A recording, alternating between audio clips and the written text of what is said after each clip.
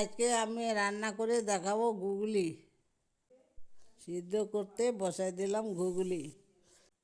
ঘুগলিগুলোকে সামান্য একটু ধুয়ে বাছে বুছে ধুয়ে নিলাম, সামান্য একটু তেল দিয়ে ভেজে নিলাম। ঘুগলিগুলোকে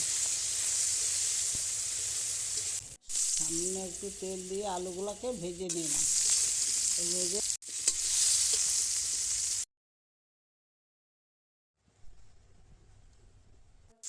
তেলে লঙ্কা আর তেজপাতা, পেঁয়াজ, আদা, রসুন, লঙ্কা বাটা দিয়ে দিলাম। দিয়ে মশলাটা একটু কষিয়ে নিলাম। কষায় একটু সামান্য একটু জল দিলাম। স্বাদ মতন লবণ হলুদ দিয়ে দিলাম।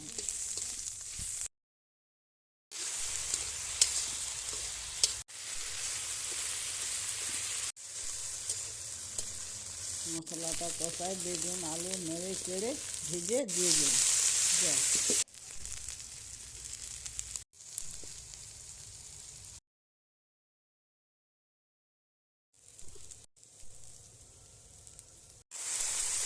সিদ্ধর জল দিয়ে ঢেকে দিলাম।